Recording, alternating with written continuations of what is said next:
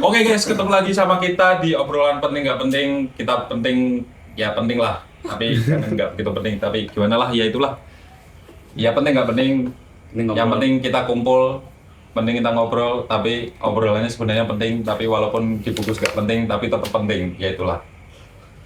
Terus tonton sampai selesai. Berapa kali Haris ngomong kata nggak penting. Oke. FYI, ini penting. Terus Satu. Tapi penting nggak penting? Nanti editor tolong dicatat 1 kali, 2 kali. Obrolan kali ini tuh sebenarnya topiknya kita tahu semua, di mana ini kan salah satu program sebagai wajahnya dari presiden kita saat ini. LPDP. Bukan. Ini kan gaji guru, oh salah. Hakim. Oh iya, maksudnya hakim. Topiknya itu wajahnya ya Pak Prabowo atau Wowo, yaitu MBG. Nah, pertanyaan awalan ya, awalan. Pertama kali mendengar program MBG, apalah reaksinya kalian? Penting. Reaksiku, ekspektasiku langsung seperti yang ada di luar negeri. Makan siang di kantin, ada traynya. ekspektasi. Kan ini ekspresi. Ekspresi. Yo, Seperti kata Jarjit, marvelous.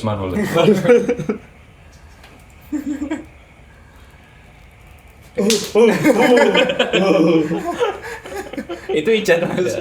Itu Ijan. Next Carlos.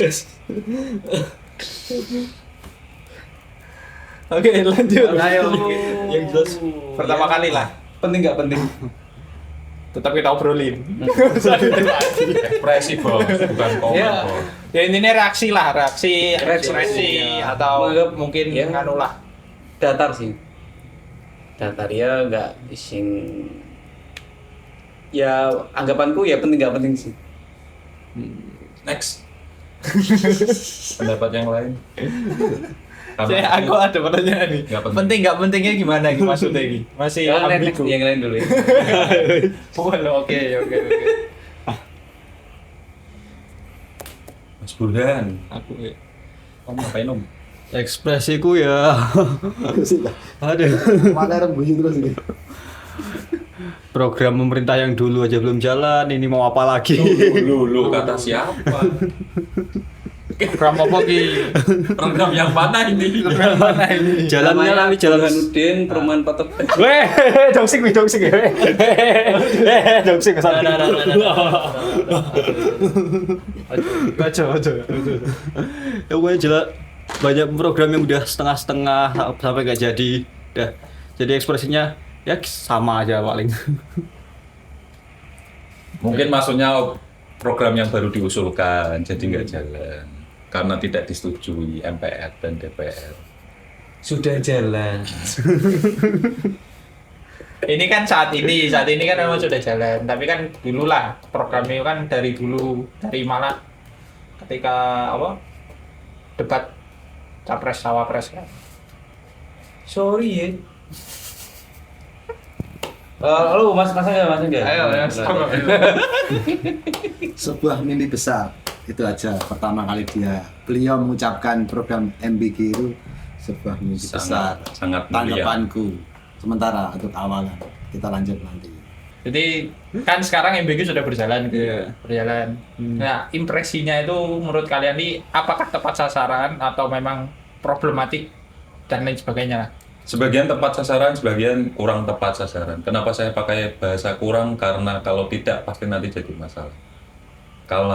Karena kalau kurang itu bisa dialihkan ke yang membutuhkan. Jadi bisa jadi tepat sasaran. Seperti siapa itu? Yang di pelosok daerah 3T tertinggal, terpinggirkan dan terapalah intinya yang pelosok-pelosok. Terdepan, terluar, tertinggal. Iya itulah. Intinya yang kurang begitu terjamah, belum terjamah itu perlu seperti itu. Karena mereka itu banyak yang ternyata merasakan impact-nya hasil dari MBG itu dia jadi bisa makan, bahkan kalau teman-temannya yang tidak suka sama menunya itu bisa dibawa pulang sama dia, keluarganya pun jadi bisa ikut makan. Dengan catatan itu keluarga yang kurang mampu itu juga sangat membantu sih, sangat-sangat membantu. Jadi ya dengan berjalannya ini dengan segala ya impact yang positif sama negatif, lebih banyak yang positif sih menurutku, walaupun negatifnya juga banyak. Dan aku yakin negatifnya itu pun karena masih tahap trial and error sih, jadi masih ada evaluasi lagi harusnya, jadi bisa jadi lebih bermanfaat lagi, lebih maksimal lagi untuk hasilnya. Kalau yang negatif-negatif harusnya bisa diperbaiki lagi sih. Itu aja sih. Sekian, terima kasih dari saya. Ayo mungkin yang lain. Banyak minusnya harus saya, banyak PR. Poinnya mungkin yang positif mungkin ya dari Mas Rizal aja, cuma tepat sasaran di daerah 3T. Nah itu harusnya kita gali lagi dari persentase. Nah nggak salah itu sekarang sudah 82, berapa juta penerima manfaat. Nah porsinya itu dari 82 itu paling besar di Jawa atau di luar Jawa yang 3T tadi itu tinggal. Tapi secara keseluruhan program kacau nih menurut saya. Itu pelaksanaan anggaran, dari anggaran aja tuh pemaksaan ngambil dari anggaran pendidikan, sosial, kesehatan, nggak salah dari ketiga kementerian itu. Kemudian beli motor trail, beli kaos kaki, beli tablet dan lain-lain itu. Data yang pernah dirilis Tempo atau saya lihat, saya lupa, jadi anggaran yang buat makan tuh malah paling kecil dari kan per hari kan nggak salah tuh 1,6 triliun, satu tahun tuh 326 triliun itu berapa APBN. Nah itu kan porsi yang buat makan tuh malah kecil itu. Untuk kondisi ekonomi kita pasca Covid tidak bijak, makanya tadi saya bilang sebuah mimpi besar di awal. Bahkan Itu kalau nggak salah budget untuk pembelian kaos kaki jauh lebih besar daripada untuk membuat makanan yang katanya bergizi itu. Itu menurut saya. sama sih. Nah, menurutku masih banyak kacaunya. Terutama mungkin dari yang saya tahu di sekitar perbedaan apa ya, pelaksanaan kayak katakanlah pembagian MBG-nya di tiap dapur MBG itu bisa beda-beda kayak jam waktu pemberian MBG ke sekolah-sekolah, distribusi MBG. Kayak ada yang dia teratur jam 7 lebih, jam 8 lebih. Ya mau masuk ke jam 9 nah, itu udah dikirim, lalu jam 10 udah ditarik kembali ompreng MBG-nya. Tapi ada kayak dapur lain yang dia tidak menentu jadwal pembagiannya. Ada yang sampai jam 11 baru diantar ke sekolah. Bahkan hampir jam 12 itu pernah ada yang baru dikirim. Itu kan menurutku salah satu itu sih, yang kacau pelaksanaannya. Jadi itu kan bisa ngefek ke siswanya juga. Karena udah terbiasa istirahat jam 9, sedangkan MBG dibagi lebih dari jam 9. Dan otomatis siswa yang sudah mengharapkan mendapat MBG waktu berangkat sekolah kan menunggu MBG kelamaan, ada kemungkinan dia beli di luar malah kan. Maka dari itu ada kemungkinan MBG pasti sisa dari pihak sekolah yang membuat mubazir. Itu salah satu contoh yang saya tahu. Jadi Mungkin ada sekitar penyebab dari terjadinya hal tersebut menurut saya. Jadi menurut keyakinan saya itu disebabkan dari jam pembuatan masakan ya.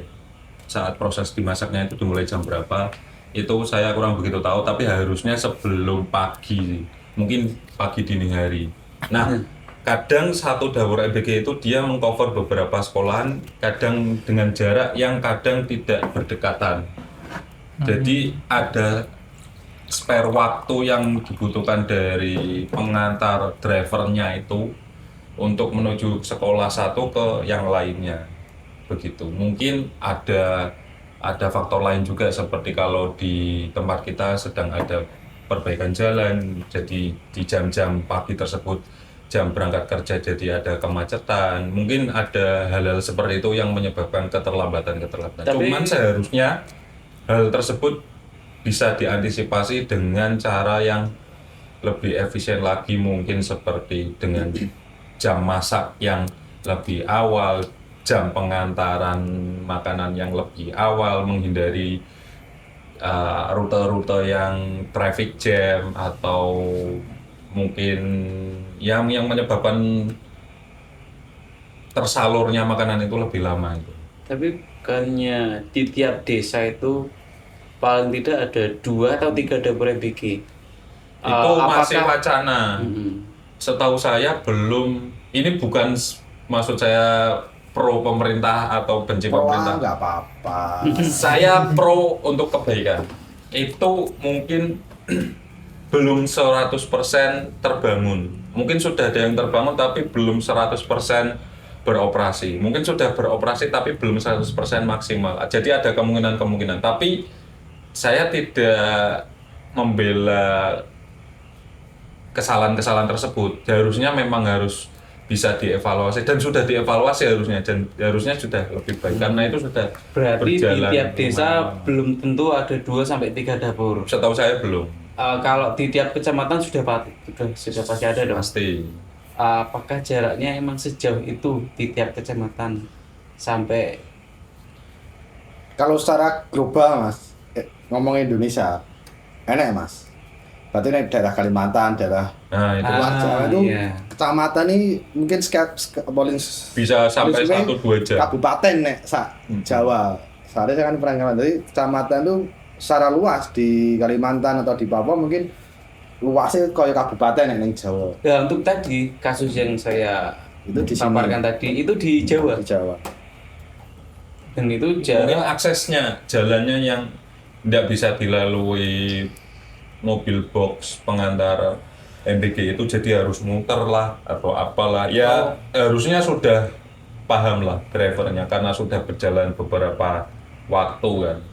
Sudah lumayan lama, hampir 1 tahun. Harusnya sudah ketemu lah rutenya, sudah ketemu lah aturan mainnya dia harus gimana. Harusnya seperti itu. Oh, pantas ada anggaran untuk beli motor trail untuk itu ya. oke sih kalau semisal katakanlah ada kendala kayak traffic jam atau dan lain-lain.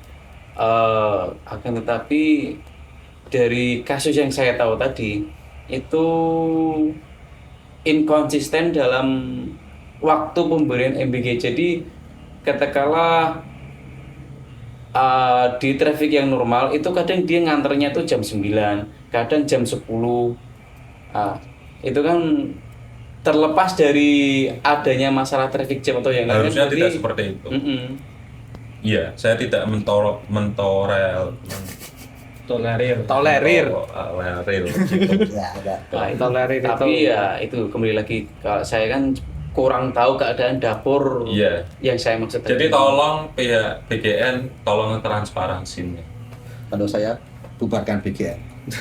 Tapi kalau dari kasus itu, saya sebagai orang luar berasumsi ada kemungkinan waktu masaknya yang mungkin telat atau hal lainnya. Ya itu kita kurang tahu, jadi kita tidak bisa membahas lebih dalam lagi. Next. Burhan, Kalau reaksi untuk progres sekarang itu ya masih kaget aja loh, 20.000 siswa bisa keracunan. Nah, Saya Itu- manusia itu. biasa. Ya udah tahu kok saya. Kaget. harapan saya emang sudah rendah, tapi 20.000 keracunan itu sudah lebih rendah itu. Dan dari yang dibaca karena ya pembuatannya terlalu pagi, saat dikirim sudah basi.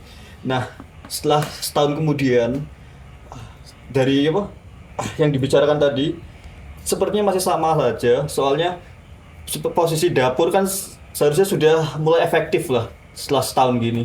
belum ada setahun. Ya 9 bulan kan? Ya hampir setahun. Saya 9 bulan. Tapi kok pengadaan dapurnya juga masih belum bisa efektif. Pengadaan dapur kok bisa lokasinya itu berjauhan sampai 1 jam gitu kan bahaya juga untuk makanan kan. Tapi sampai sekarang cara pengadaan dapur, cara biar dapur bisa didaftarkan untuk apa ikut program MBG itu belum ada kejelasan yang bagus lah.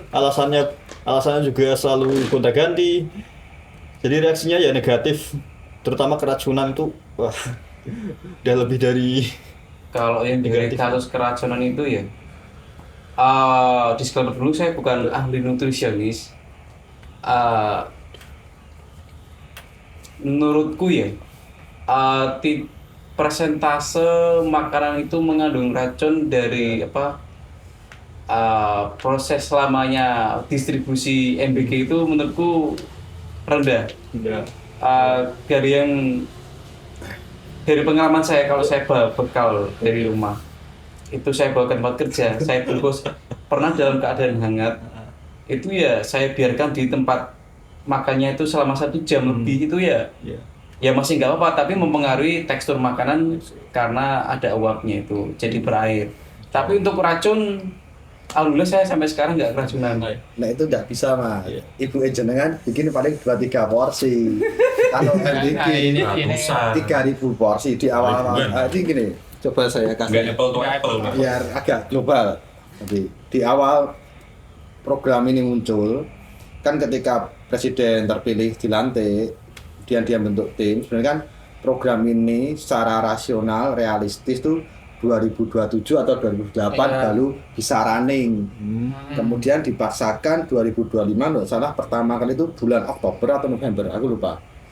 Nah itu dengan persiapan minim, belum ada kajian netek bengek, kemudian dipaksa running, satu dapur bisa harus melayani 3.000 penerima MBG. Nah dulu tuh awal-awal dimasak pukul 10 malam. Dimasak pukul 10 malam. Supaya ketika jam 6 pagi atau jam 7 pagi itu sudah bisa dikirimkan. Waktu SPPG atau dapur MBG itu belum sebanyak sekarang. Karena untuk mengejar target. Agar bisa memenuhi 3.000 kan. Nah itu. Jadi kalau dibandingkan dengan bekal yang kita bawa sehari-hari, kan orang tua kita atau istri kita masak paling 2-3 porsi, masak subuh, kita paling mentok kita makan jam 10 atau jam 8 buat sarapan. Nah, itu masih aman dan bahan-bahannya pasti fresh. Kalau rumah tangga ya kita dalam porsi kecil lah. Kalau di dapur kita nggak tahu, mungkin ada namanya stok. Nah dia kulaan sudah 1 minggu, bahan yang buat dimasak. Nah, gitu karena di awal pemaksaan untuk segera jalan kan sebenarnya untuk memberi makan sebanyak itu tuh ya sebenarnya dalam amanat konstitusi ada ya, dalam Undang-Undang Dasar pasal 25 hidup layak dan lainnya memang harus dilaksanakan oleh pemerintah, tapi dengan serta-merta langsung segitu tuh mustahil. Makanya ada kasus keracunan. Nah, kemudian kalau dalam perkembangannya keracunan itu menurut keyakinan saya bukan lagi soal makanan yang sudah basi, ada persaingan antar dapur SPBG. Berarti ketika awal dapur SPBG itu hanya 1 dan orang sudah bisa lihat kan di draft awal tuh Rp2.000 tuh untuk keuntungan dari 15.000 per porsi. Rp2.000 itu keuntungan bagi pemilik dapur. Bayangkan kalau 3.000 porsi, 2.000 kali 3.000, 6 juta per hari untuk bersih mas. Nah, kemudian sekarang kita contoh yang jalan itulah, sudah ada 3 dapur sampai lampu merah Purin, dari dekat bundaran agak masuk sampai bekas kafe itu. Nah dulu kan belum ada, sekarang karena orang wah ternyata menggiurkan juga untungnya untuk mengelola dapur. Nah, mungkin ada persaingan di situ, mungkin menurut keyakinan saya harus soal keracunan itu dulu. Tapi kata kepala BCN di rapat DPR, keracunan itu disebabkan karena petani banyak menggunakan pestisida. Nah, itu salah satu negatifnya apa? Tiap kali ada kasus soal MBG, kok pemerintah langsung reaksinya tuh mengelak, menyalahkan yang lain itu kenapa? Ya, emang nggak tahu kok tanya saya. emang pengen dilihat negatif atau bagaimana? Kok reaksinya selalu mengelak, gak mau Dan ambil itu yang tanggung jawab. mempertanyakan DPR loh. Ya. Yang kita Kalau tahu misalnya seperti itu berarti ada kemungkinan ya secara nggak langsung ini menurut keyakinan saya menganggap bahwa pelaksanaan waktu memasak di dapur MBG itu kurang kompeten. Katakanlah petani menggunakan pestisida. Kalau di dapur kan pasti harus dibersihkan juga dong bahan-bahannya. Kan. Berarti ada kemungkinan dari SOP-nya. SOP-nya waktu pembersihan bahan-bahan pembuat makanan itu kurang bersih. Secara nggak langsung ada kemungkinan mengarah ke situ, merembet. Sekali lagi kita nggak tahu karena kurangnya transparansi dari pihak BDN, jadi mohon transparansinya untuk kejelasan kita semua. Berarti kalau menurut pemahaman saya berarti secara nggak langsung pemerintah juga nyenggol waktu Petani. dan pelaksana di dapur MBG juga berarti kan. Ya, lebih dari masalah transparansi juga itu masalah minta maaf dan tanggung jawab itu loh. Itu. Kayak misalnya 3 kata magic. Ayo. Maaf, Mas, makasih. terima kasih. Tolong. Kayak apa? 20.000 lebih anak keracunan. Reaksinya malah masih sedikit di data, nggak ada lebih dari 5%. Itu secara data memang kecil, secara angka. Ini masalahnya nyawa anak-anak. Secara nyawa satu anak keracunan itu sudah besar loh. Ya. Ini 20 orang. 20 lebih. Sekolah aja 300 orang. 300 atau 500 ya, satu sekolah lah segitulah. Nah ini 20.000 tuh berapa sekolah hanya bisa langsung keracunan. Dan reaksinya bukan meminta maaf, mau bertanggung jawab, improve, malah hanya 5%. Secara angka masih kecil. Moralitasnya itu mana? Tanggung jawabnya itu mana? Kamu berharap itu pada mereka. nggak mungkin. Nggak mungkin. Mending kamu ngaji sama Gufron, lebih baik daripada mengharapkan itu pada mereka.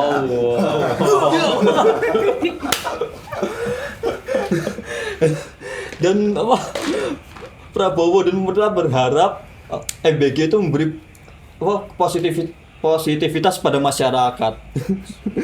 Tapi Jangankan Prabowo, saya sendiri pun berharap seperti itu. Harusnya. Nah, membicarakan tempat sasaran kan Elabor. kita membicarakan tempat sasaran kan kita tahu kan MB kan menyebar luas kan. Padahal kita tahu sendiri kan banyak orang kaya, banyak sekolah orang kaya. Nah, itu kan juga dapat MBG. Banyak yang nolak kok. Lah iya, tapi kan MBG-nya supirnya kan bingung mau diapakan terusan kan. Mereka kebanyakan kasus kan seperti itu. Nah, apakah ini tuh memang salah apa nggak di planning atau memang nggak di pelaksanaannya yang salah? Karena menurutku kayak anak-anak orang kaya dikasih MBG yang ya mohon maaf notabene makanannya kayak gitu, ya nggak bakal mau. Dan di sekolahan orang kaya itu pun mereka Yo, sudah ada dapat MBG sendiri. biasanya sudah dapat. Enggak ada Bukan MBG. enggak ada B-nya, Bos. Mereka enggak ada G-nya. Mereka enggak gratis, Bos. Di sekolah. Bayar. makan Iya. bergizi. Bayar. Makanan berbayar. MBB. Makanan bergizi berbayar. Tapi menarik lah tadi kayak Mas Angga kan mengatakan memang sebenarnya dari awal kan Rencana. perencanaannya kan kalau nggak salah dengar kan aku memang dari pihak presiden dan pemerintahnya kan ngomong 2027 atau 2028 baru bisa terlaksana. Tapi apakah menurut kalian itu ada untuk saat ini kan itu kan pelaksanaannya kan dipercepat kan. Nah, menurut kalian itu ada masyarakat ikut andil apa enggak dalam pemercepatan inilah pelaksanaan MBG ini? Kan dari awal ini perencanaannya 2027 atau 2028 baru bisa terlaksanakan. Menurut saya, yo ikut andil, Mas. Tapi apakah peran yang masyarakat ambil di situ signifikan atau penting atau besar atau kecil? Banyak tuh kecil menurut saya. Tapi ini lebih pada janji yang diucapkan oleh presiden, calon presiden waktu itu kampanye, yang terus diucapkan karena MBG ini program utamanya lah, di samping di bawahnya itu ada Koperasi Merah Putih. Maka ketika tidak segera direalisasikan, ya pasti masyarakat akan bertanya, Menagih. mana janjimu? Karena tidak sedikit juga pemilih dari Presiden Prabowo waktu pemilu ya juga berharap adanya MBG gitu. Nah, tapi paling fatal menurutku ya ketika janji itu diucapkan secara masif waktu kampanye, akhirnya tanpa perhitungan yang jelas ya. Ketika harusnya kan ketika membuat program di masa, walaupun itu pun kampanye, harusnya dihitung dengan detail. Ya nggak detail banget lah, paling nggak hitungan itu 80% sudah ketemu. Oh, kemampuan kita untuk mendeliver atau menjalankan program ini mampu nggak? Nah, padahal program ini bukan program padat karya yang nanti masyarakat akan dapat duit dari situ, hanya cuma dapat makanan ya. Nah, itu yang membedakan Pak Jokowi dengan Pak Prabowo. Pak Jokowi itu hampir 10 tahun semua padat karya, bangun tol laut buat Trans Jawa, makanya bangun IKN.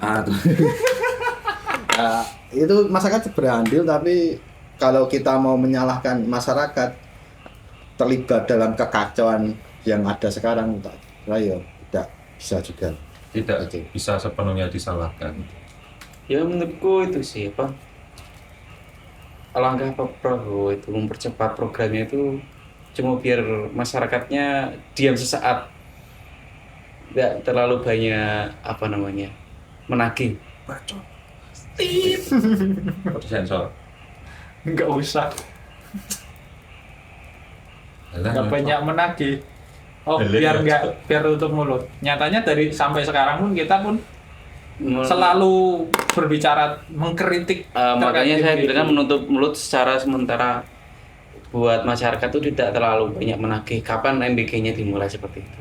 Kan kalau dari kalkulasinya tadi paling tidak 2027 atau 2028 baru bisa terlaksana. Jadi percepat menjadi 2025 kan karena sudah kampanye tadi kayak menggebu-gebu. Lah iya, pas kampanye sampai Gibran tuh di waktu jadi wali kota kan pakainya kan Gibran. Dia tes di salah satu sekolah di Solo. Sampai dia salah sebut asam sulfat Asam sulfat. harusnya kan asam efenamat.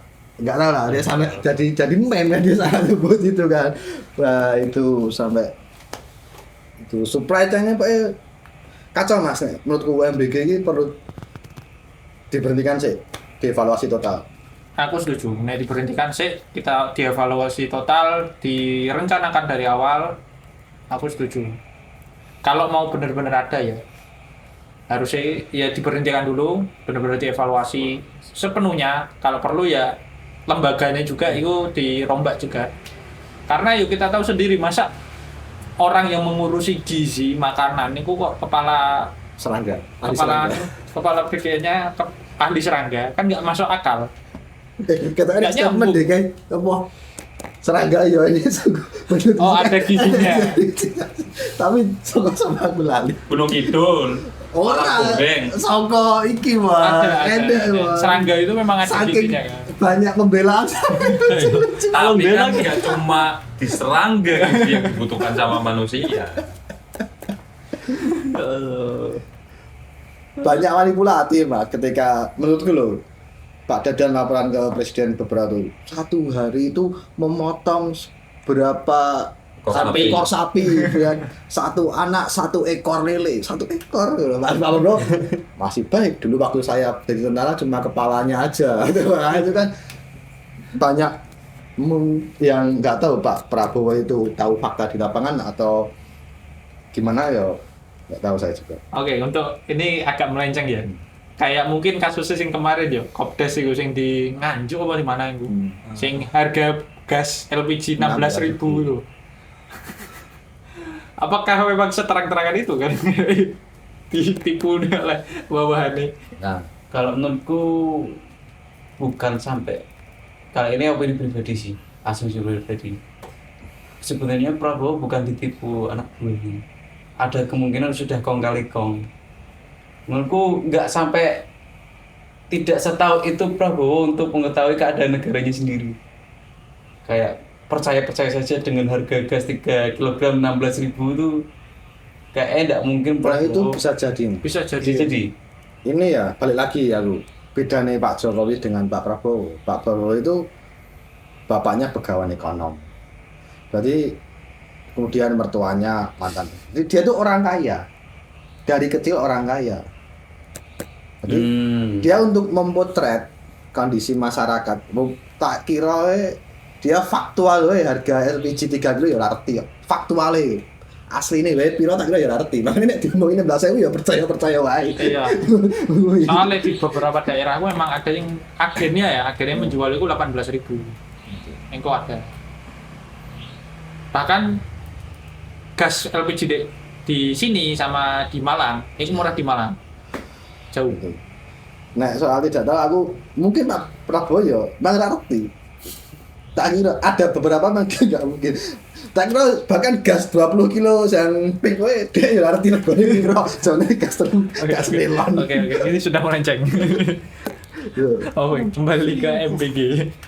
Menurut kalian masih layakkah MBG dengan bentuk seperti ini tetap berjalan dengan ada SPPG, dengan SPPG yang mempekerjakan driver, tukang cuci ompreng, apakah itu masih layak untuk terus dijalankan sampai paling enggak masa periodenya selesai? Prabowo? Menurut saya masih, tapi dengan catatan diubah aja modelnya, bukan bikin satu tempat sendiri. Jadi masuk ke setiap sekolahan, lebih memberdayakan mungkin ibu-ibu rumah tangga di sekitar, bapak-bapak yang mungkin tidak bekerja, jadi lebih menyerap tenaga kerja yang lebih memang membutuhkan, terus langsung di tempatnya.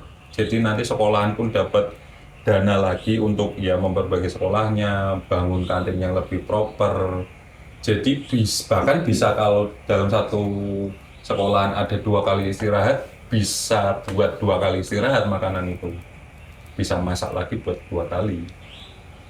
Mungkin itu sih, daripada harus menyetop terus nanti tenaga kerja yang sudah terserap jadi tidak terserap lagi, yang lebih reasonable itu sih menurut saya.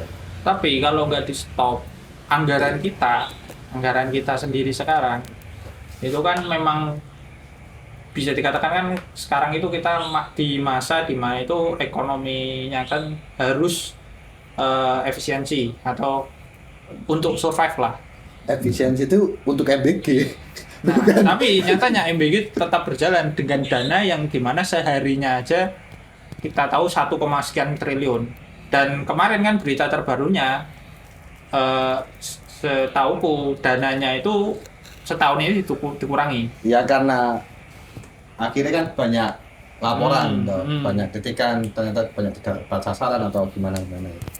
Nah, dan mungkin memang kejam kalau dikatakan harus memberhentikan, jadi otomatis tenaga kerjanya harus dipulangkan dulu. Tapi ya kita menurutku sendiri kembali ke awal, di mana kan targetnya kan sasarannya untuk stunting, ibu-ibu hamil dan balita. Untuk saat ini kan targetnya semuanya, bahkan anak-anak yang gak stunting pun dikasih kan. Jadi tadi aku ngomong kayak anak-anak orang kaya yang notabene itu bahkan mengeluarkan uang 50.000 gampang lah.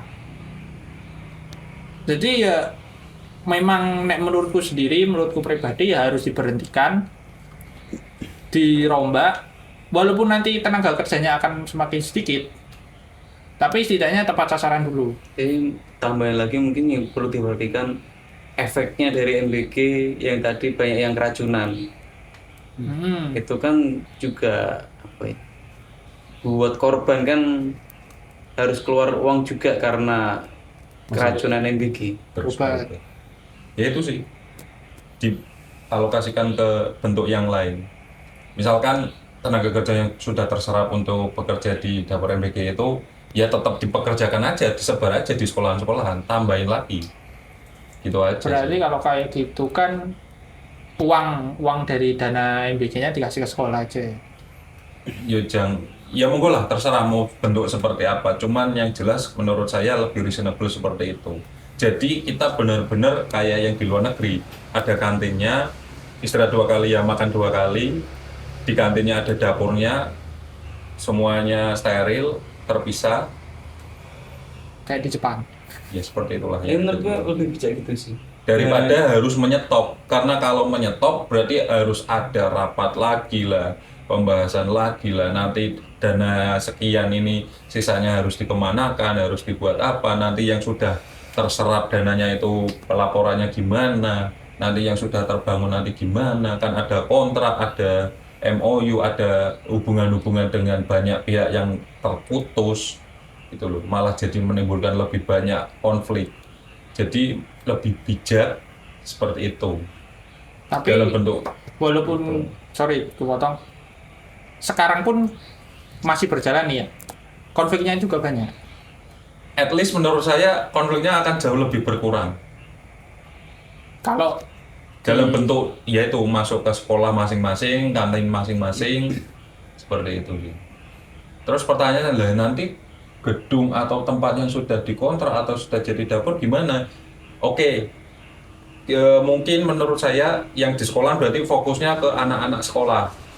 Yang dapur yang sudah berdiri masuk ke mungkin ke posyandu atau mungkin gimana lah tiap harinya. Jadi sasarannya ada anak sekolah, terus ada ibu hamil dan anak kecil yang belum sekolah. Jadi kan apa ya? Ya kena semua lah targetnya itu tadi. Jadi kan win-win solution menurut saya. Tetap jalan dalam bentuk yang berbeda. Dan of course harus ada evaluasi lagi nanti. Tetap harusnya lebih efisiensi seperti itu. Tidak ada keterlambatan pengiriman makanan, tidak ada pembengkakan anggaran, harusnya seperti itu. Kalau aku dirombak total. Saya selalu suka yang chaos karena MBG ini juga menimbulkan chaos yang banyak sejak awal dia luncurkan. Seperti yang saya sebutkan di awal bahwa dana MBG yang 1 hari 1,6 triliun, 1 tahun 300-an triliun itu diambil dari pos Kementerian Pendidikan, Kemensos sama Kesehatan. Nah, itu sudah mengurangi banyak efisiensi anggaran dari pos-pos di berbagai lembaga yang juga menyebabkan pemutusan tenaga kerja di lini-lini pemerintah. Itu benar MBG sampai saat ini sudah menyerap sekitar 1 juta lebih tenaga kerja, tapi yang kehilangan pekerjaan Lebih dari MBG juga tidak terekspos, mungkin lebih banyak. Menurutku MBG langsung disalurkan ke rekening orang tua, katakanlah 10.000 langsung dalam 1 bulan. Pemantauannya lewat yang sudah ada, dari dulu sudah ada namanya PKH, Program Keluarga Harapan, dipantau lewat RT, biar semua struktur yang sudah ada ini bisa kita optimalkan lagi tanpa harus membuat struktur yang baru seperti BGN. Nah, harapannya ketika duit itu ditransfer ke orang tua itu belanja ke warung sekitar, berarti ekonomi di kalangan bawah juga berputar. Nah, MBG ini menurutku dampaknya ekonomi paling kacau, Mas, karena belanja paling banyak itu belanja yang tadi disebutkan, motor, tablet, itu kan otomatis ke vendor ya, tidak ke toko-toko kecil. Nah, itu yang kaya yang vendor, ekonomi di bawah itu enggak berputar. Oh sorry, aku potong. Bahkan itu kan motor atau bahkan kan kita tahu sendiri sing bahan-bahan makanan pun mereka itu pakai supply. Nah, termasuk panganan sapi karena pasar tradisional. Apakah satu kios di pasar tradisional itu mampu untuk menyuplai kebutuhan satu dapur? Nggak mampu, berarti dia ngambil ke atas, ke agen atau ke distributor. Nah, itu juga menyebabkan kechaosan. Menurutku paling enak kalau memang memberi makan di data. Kita sudah punya Kemensos, dia punya PKH yang sudah terbentuk sejak lama. PKH itu dia punya data mana yang benar-benar keluarga ini tidak mampu. Jangan pakai data BPS ya. Kalau data BPS itu terakhir rilis hanya 621 per bulan dianggap tidak miskin. Lebih dari 600 dianggap tidak miskin. Itu mah. Nah, aku bubarkan BGN, bener-bener tepat sasaran ya langsung transfer, orang tua belanja ke warung kulaan. Jadi rantai yang sudah ada itu tetap terjaga dan malah volumenya bertambah. Tuh. Tapi kalau mengatakan data sebenarnya bahkan pakai eKTP pun bisa sebenarnya nge-track itu kan kita tahu sendiri KTP kan digunakan di mana-mana. Sebenarnya itu untuk nge-track apakah benar-benar digunakan. Apa memang membutuhkan MBG apa enggak itu sebenarnya bisa. Masalahnya Mas, datanya yang ngisi pribadi bisa diragukan. Maksudnya kita ngisi pribadi itu berapa penghasilan untuk pekerja non formal, katakanlah yang kerja di UMKM kecil-kecil itu bisa aja ditulis 3 juta, padahal mungkin faktualnya cuma 1,5 juta. Maksud itu kan kalau pakai eKTP, NIK, itu Iya. kan isu Ya, tapi kan dari data lah. isinya dari data NIK itu loh maksudku, yang diinput. Emang ada isinya, mau masuk di fotokopi. Kalau PKH, setahu saya PKH itu mendampingi rutin, jadi benar-benar tahu kondisi lapangan orang itu, misalnya yang kerja kuli bangunan, berapa sasi gitu sak minimal deh, lebih faktual. Iya kan itu bisa Betul. sebenarnya kalau mau tapi ya Nah, kalau betul. mau cuma ya pemerintah itu tidak Ini saya, mau. ini saya belum bahas berapa MBG yang dimiliki Polri sama TNI loh ya. Nah, itu wah, dan nggak usah dapur tuh dong. gimana? Dan juga parpol ya. Itu kita semua tahu lah. Dan juga parpol ya. Kita semua itu tahu lah. Keadaan dapurnya aja kan masih random gitu kok. Bahkan yang Anggota berita dewan nggak termasuk. Ya parpol juga. anaknya dewan itu ya Ah. 40 dapur MBG Tuh, itu. terlalu banyak mas kalau mau kita uraikan, lebih kondisi pendidikan kita mau kita uraikan. Aja. Lalu menurut iki aku tanya ke Akmal lah wis ya, sing dimana Deden kan sering mendapat Termasuk penerima. Penerima Tidak manfaat. langsung. Penerima. secara tidak langsung kan Deden Penerima tidak dia langsung. menerima MBG walaupun limpahan ya, limpahan. Fakta menurut Akmal, apakah makanan itu memang bergizi atau enggak? Bergizi, jelas ada gizi. Makanan mana yang tidak bergizi? Tidak. Benar. Akan Kan karbohidrat ya gizi, gula ya gizi, Gula juga bergizi. tapi Gula juga sesuai gizi. tidak katakanlah Iya, untuk murid-murid kan itu itu ya gula. sesuai atau tidak. Dan Kalau dari yang saya dapat itu ini asumsi pribadi, kembali lagi saya bukan ahli nutrisionis, jadi saya kurang tahu tepatnya seperti apa untuk anak-anak seumuran SMA sederajat itu kadar gizinya harus dapat seberapa itu saya kurang paham. Tapi beberapa kali saya dapat makanan dari MBK itu Disclaimer karena dapatnya anak usia SMA SMK sederajat. Kalau SD SMP dia belum dapat. dan saya dapat makanan tersebut karena di sekolah tersebut emang sisa. Jadi saya diberi ya makanan sisa. Lanjut. tapi utuh, Tapi untuk Bukan saya. bukan sisa makanan orang tapi seompreng-ompreng ya. Oke, nah, kurang. kurang untuk anak. Itu saya kurang tahu tiap dapur menyajikan makanan seperti itu atau tidak, saya kurang tahu. Tapi kalau dari yang saya dapat dan saya pun kurang tahu dari dapur mana, itu kurang. Saya pernah dapat ayam Suwir. dadu, dipotong dadu, itu cuma 5 dengan ukuran yang segini. Oh, si bakso itu. Sak dadu lapa enggak? Ya agak lebih besar monopoli. dikit. Agak lebih besar dikit. Kelereng. Selada 1 lembar, timun 1 lembar, Spesifik sekali. 1 lembar timun. Timun 1 potong. 1 potong, dan Tidak spesifik. buah semangka 1 potong seukuran lem. segini. Bukan yang anu ya, kelengkeng. Ya kadang kelengkeng, kadang Buah butir. semangka. Waktu itu kan kelengkeng sih. Kadang edamame. Ya. Seingat saya semangka, Itu seingat saya buah. semangka. Itu menurut saya kurang.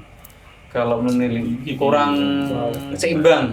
Iki feedbacknya sing lebih banyak Boleh di dikasih, Pak, ya? kadar karbohidrat dari nasi. Nggak, saya ngambil. Yang paling banyak itu nasi. Nggak ada. Kalau dari yang saya tahu untuk makanan yang sekiranya baik untuk dikonsumsi orang kan perbanyak lauk daripada nasinya kan. Itu yang saya dapat waktu itu nasinya benar-benar lebih banyak daripada lauknya. Mas, Lebih banyak. Wong Indonesia nek urung sego urung marem, Mas. belum makan nasi, belum makan. Kalau itu kan dari yang saya tahu nutrisi makanan yang sekiranya ideal diterima Nasi orang. goreng lauk nasi putih. Nasi putih lah. Nasi putih, nasi goreng. Pernah lihat saya. Cemilannya sego goreng karak. Sego kabeh. Kalau Oke, lanjut. istilah dari orang Indonesia tidak makan nasi itu Belum belum makan. makan kan ya mungkin sudah terbiasa dari dulu sih. Ya itu Paling stigma. warnet. Penting Stigma banyak aja. sih. Tapi kalau dari menilik dari gizi yang sekiranya dia untuk didapat tiap orang menurutku kurang. Kurang seimbang, kurang Tambahin, seimbang. Mas. Aku rak mudeng nek gone anakku ki nek tak nakoni nek tak salah ya. Yo enak-enak ya bergizi. Begini cukup kok. Yo nek digo ukurane anakku sing cah TK cukup. Nah, hari ini tadi ki mau anakku ki living kelas ning BPD. MBG ini ki satu potong ini ki ayam katsu. Tapi nggak dikai nasi. Di, nek tak kira nek 100 gram ya enek. Bar kuwi roti tawar, buah iki matoa. Di hari kowe rata-rata ki apik.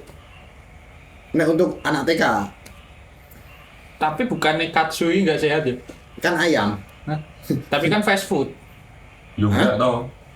Katsu itu kan nama apa ya? Menu apa? Setelah jadi. Nama menu makanannya setelah jadi bukan berarti selalu fast food, bukan.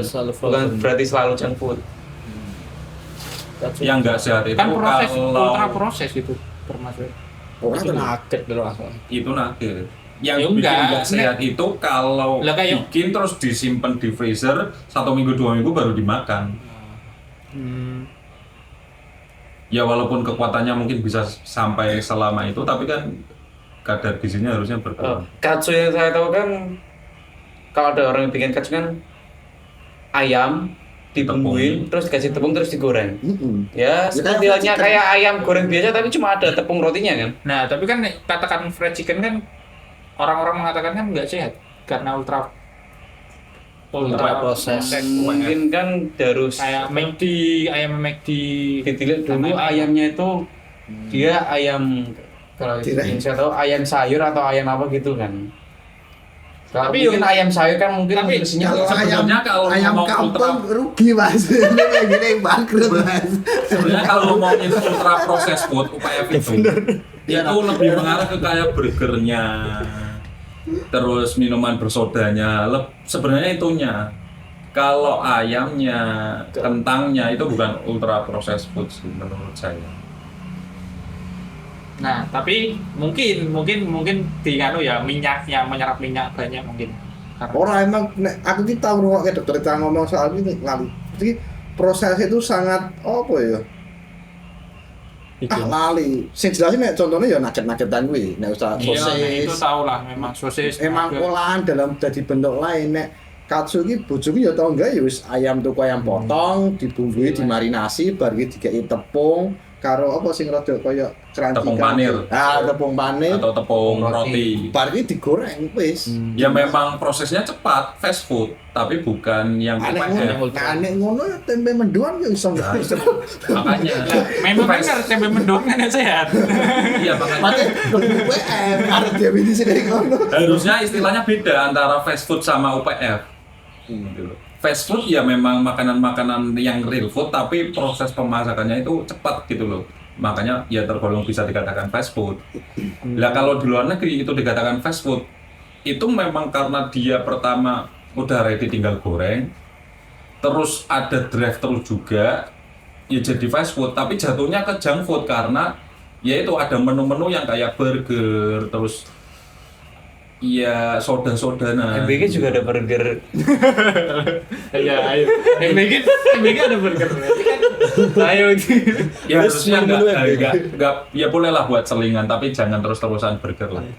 Tapi bisa kok burger jadi makanan yang bergizi. Vegan. Enggak bisa, tapi dengan catatan ya itu Aja tekan gue loh. memang homemade gitu loh. Aja tekan vegan loh, aku bisa. Bahannya ya itulah fresh, nggak yang pakai instan katakanlah. Mungkin seperti kayak nugget yang Ikut tekan detail loh Bang. Iya, coba vegan. Itu terlalu kan lah. sebenarnya pun kalau dari Intinya kalau langsung bukan UPF menurut saya. Oke. UPF itu ya nugget, sausage atau makanan-makanan olahan yang burger makanan-makanan olahan yang diproses di pabrik terus siap masak gitu loh. Berarti burgernya oke. Nah, Itu wes, beda. ada. Kalau dari yang saya tahu ya kalau burger katakanlah yang lebih sehat itu Jangan. mungkin pertama dari patty-nya, jenis dagingnya kan Itu, antara yang di mungkin kayak di fast food kayak McD, Burger King dibandingkan sama yang rumahan kan patty-nya beda. Ya karena keperluan produksi Mas. Ya Iya mungkin sih, ya bisa dikatakan kayak yang kalau burger apa tadi yang McD Oke. Stop Ultra lah. proses.